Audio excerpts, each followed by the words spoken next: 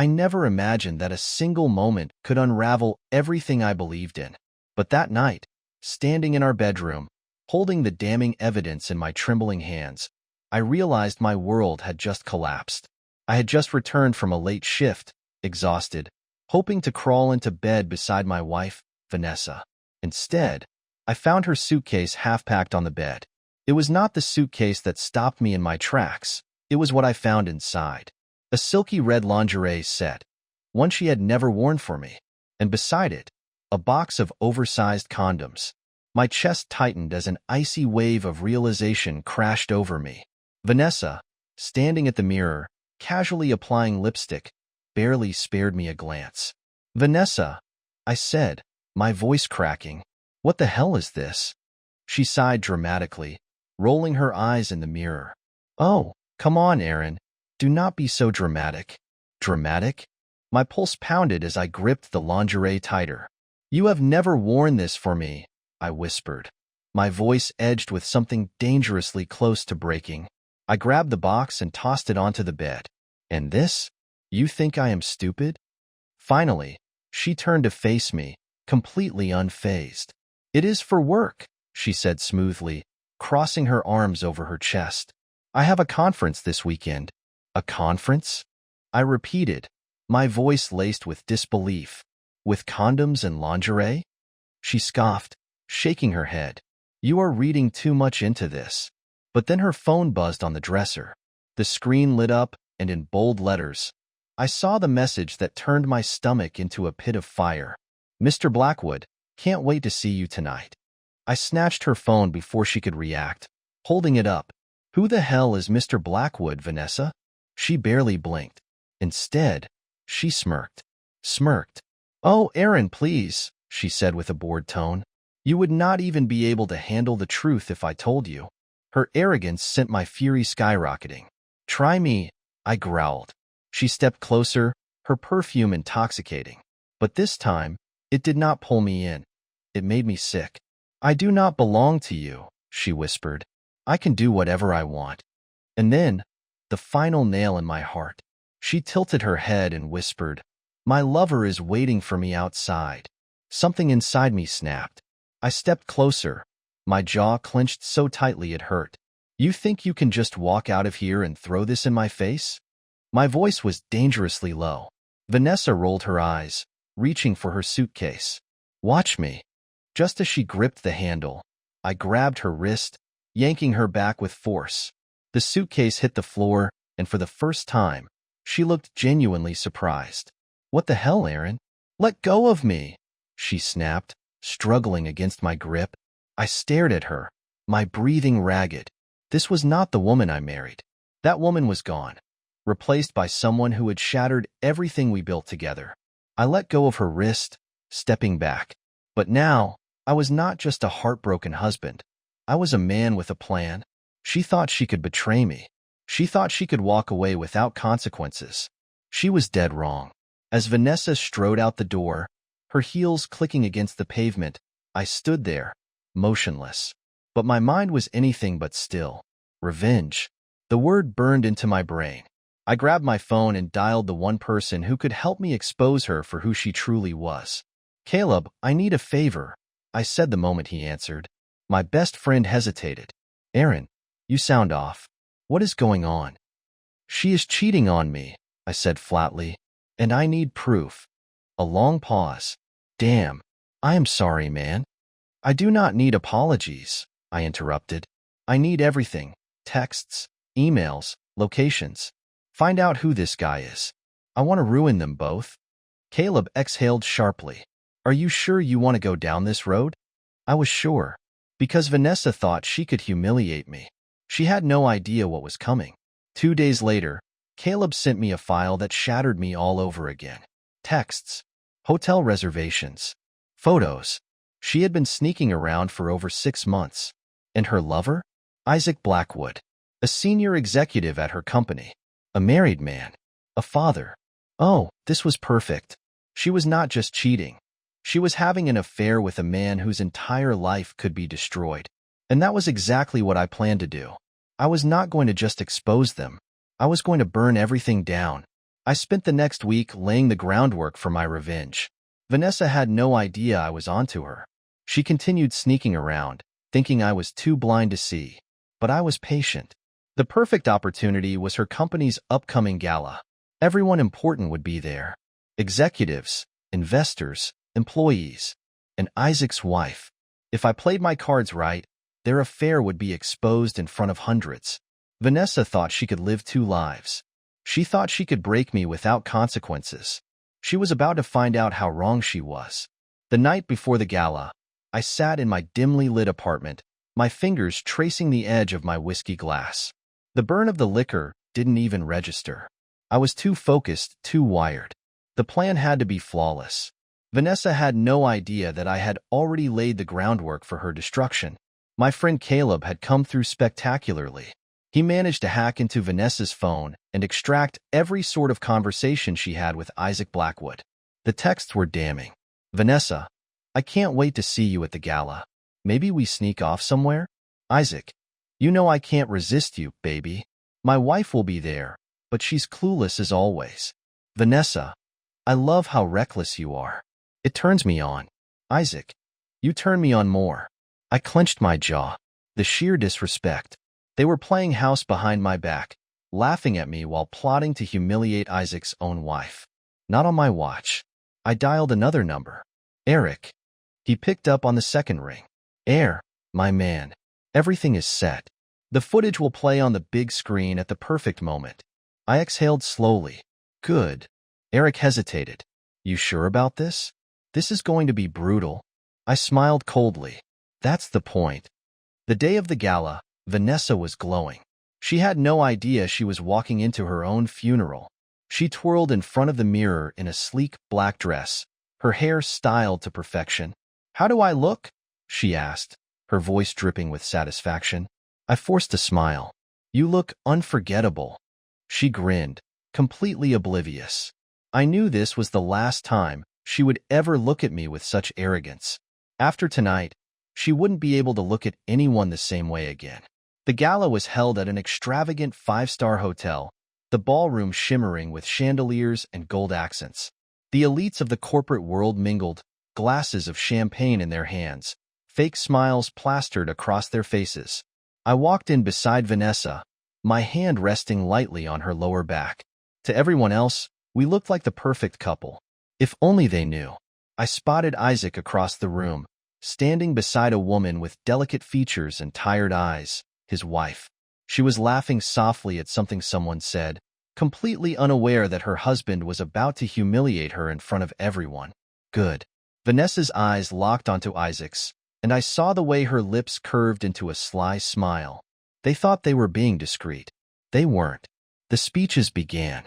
Vanessa and Isaac stood near the stage, chatting in hushed voices, their excitement barely contained.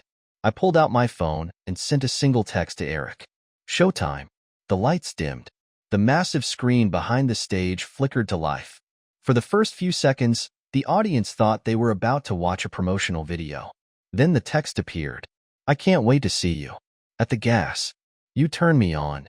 More gasps erupted across the room. Confused whispers spread like wildfire. People turned to each other, murmuring, trying to piece together what they were seeing. And then the video played. Vanessa and Isaac together in a dimly lit hotel room, the sheets tangled around them, their whispered moans amplified in the shocked silence of the ballroom. The air grew thick with tension. Vanessa's entire body stiffened beside me. Isaac's wife screamed. Chaos erupted. Vanessa spun to face me, her face drained of color. Aaron, she whispered, shaking. I met her gaze coldly. You did this, she choked out. No, Vanessa.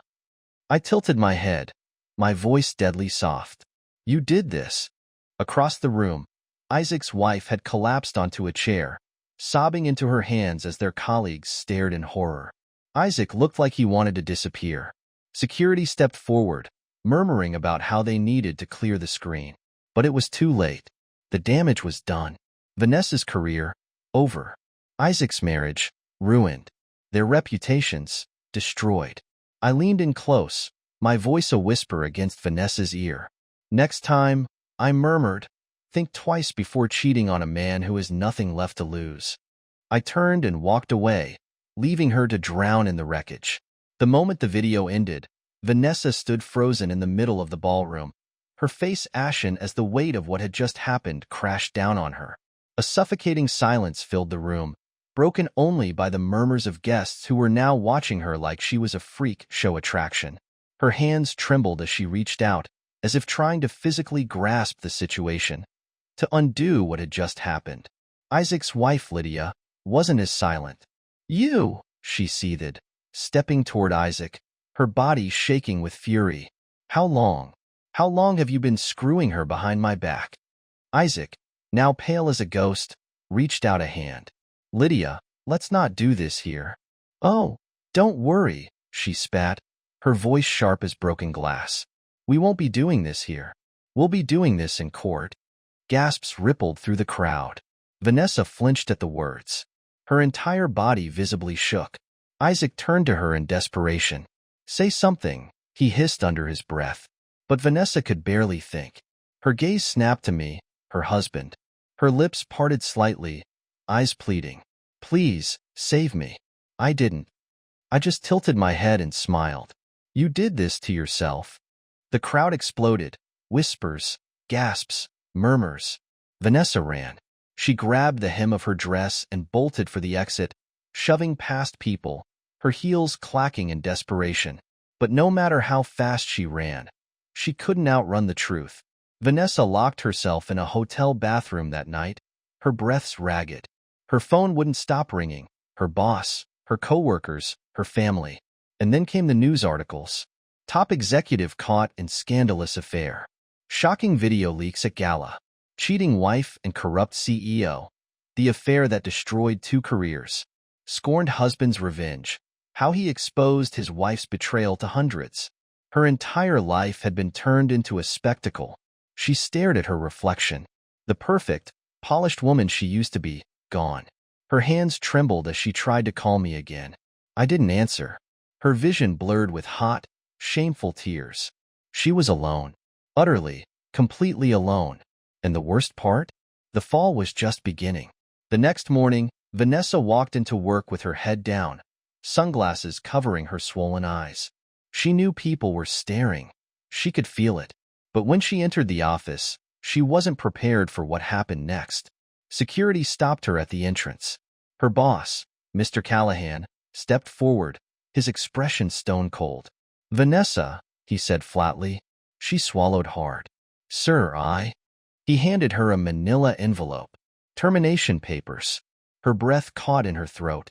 "Effective immediately," he said, "for misconduct and violating corporate policies." Her chest tightened. "Please, I can explain." Mr. Callahan held up a hand. "There's nothing to explain. You humiliated this company. Pack your things. You're done." The office was dead silent. Dozens of people watched from their desks. Some whispered. Others snickered. Tears burned her eyes. Her hands trembled as she grabbed the envelope. She wasn't Vanessa Harper, the powerful executive, anymore. She was a disgrace. And everyone knew it. Isaac Blackwood's downfall was just as swift and brutal. His wife filed for divorce the same day the scandal broke. She took the house, the cars, and full custody of their children. But that wasn't the worst of it. His company's board of directors met behind his back. By the end of the day, he was fired. Blackwood wasn't just a cheater. He was a liability. Isaac tried calling Vanessa, but she was too busy drowning in her own mess. Neither of them could save the other, and I made sure of it. 2 weeks passed. One night, I heard knocking on my apartment door. Soft at first, then louder, frantic.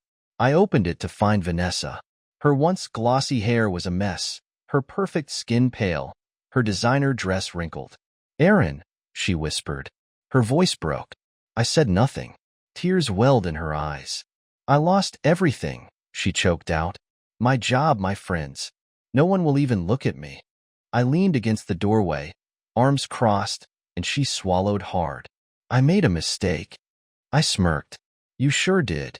She stepped closer, too close. "Can we fix this?" she whispered. "I still love you." I tilted my head. "Oh, you love me?" She nodded desperately. I scoffed. Funny, I don't remember love being part of the equation when you were screwing another man. A tear slid down her cheek. I slammed the door in her face. And for the first time in months, I felt free. Vanessa had always been a woman who thrived on power. Her career was her entire identity. The high-end offices, the morning lattes, the praise from colleagues. It defined her. Now, she woke up in a dingy one-bedroom apartment where the wallpaper peeled off the walls. The air smelled like damp carpet, and the neighbors argued so loudly she couldn't sleep. She had applied to 37 companies since the scandal broke. Every single one rejected her. We're looking for someone else. The position has been filled. We're going in a different direction. It didn't matter how qualified she was. The moment they recognized her name, the interviews ended. The worst part? Even her old friends had abandoned her. She tried calling them. She tried meeting up for coffee. She even lied to herself, told herself they weren't avoiding her. But deep down, she knew. The moment her name became synonymous with betrayal and scandal, she became a liability. And no one wanted to be associated with a disgrace. If Vanessa thought she had it bad, Isaac Blackwood had it worse. His divorce had gone through at lightning speed. His wife, Lydia, had been merciless. She didn't just take the house. She took the vacation home, the cars, the savings. The most brutal part? She took full custody of their 2 children. Isaac had always been the picture-perfect father. Now, he wasn't allowed within 50 feet of his own kids. And the icing on the cake? His former colleagues wanted nothing to do with him. The moment the video had leaked, the company had seen an immediate stock drop. No investor wanted to touch a scandal-ridden CEO, so they cut him loose. No compensation package. No goodbye speech. No second chance. He was erased from the company's history like he had never existed. By the time 3 months passed, Isaac had sold his Rolex collection just to cover rent. The man who once wore Armani suits and drove a custom Bentley, now he scrolled through Craigslist, looking for any job that would take him. And just like Vanessa, he found nothing. One evening, Vanessa sat in her dimly lit apartment, staring at her phone. Her hands trembled as she hovered over my contact. She had tried everything. Finding a new job? Impossible. Getting support from friends? Non-existent. Rebuilding her reputation? Laughable. She had only one option left, me. The man she had betrayed. The man she had mocked. The man she had once told, I can do whatever I want. With a deep, shaky breath, she pressed call. Ring. She held her breath. Voicemail. She tried again. Straight to voicemail. Tears burned her eyes as she clutched the phone, her nails digging into her palm. She was out of options. For the first time in her pathetic new life, she realized she had no one left. It was raining that night. I was in my apartment, relaxed, a whiskey in my hand. A new life finally unfolding. Then, a knock at the door. I already knew who it was. I took my time, made her wait. Then, finally, I pulled the door open. There she stood. Vanessa, the woman who had once strutted through life like a goddess. Now, she was a wreck. Her clothes were wrinkled, her hair a mess, her face puffy from crying. She looked up at me. Aaron, she whispered. Please. I raised an eyebrow. Please what? She swallowed hard. Let me in. For the briefest moment, I considered it. Letting her in. Listening to her sob story. But then I remembered. The hotel texts. The smirk she gave me when she walked out the door. The months of betrayal behind my back. And I smiled. No, I said simply. Her eyes widened. Aaron. Slam. I shut the door. She didn't move for 5 minutes. Then, I heard her footsteps slowly fade away, and I laughed. She was finally tasting the loneliness she once served me. A week after shutting the door in her face, Vanessa tried one last time. She sent a long, desperate text. Vanessa, Aaron, please. I know I hurt you. I know I made mistakes. But I've lost everything. I can't find work. I can't even afford my apartment. Please, just talk to me. I stared at the screen. Then, I typed, Aaron, you told me once that you could do whatever you wanted. Now, so can I. Then, I blocked her. And that was the last time I ever heard from Vanessa. Over the next few months, Vanessa's life fully collapsed. She was evicted from her apartment. She had to sell her designer wardrobe just to afford food. She applied to over 100 jobs. None hired her. Her name became a joke in corporate circles. Isaac tried reaching out. She ignored him. He was just as ruined as she was. And me? I moved on. I built a new life. A better life. And every now and then, I'd hear a whisper about Vanessa, how she had disappeared from high society, how she was nothing, and I would smile, because in the end, I won. And she got exactly what she deserved.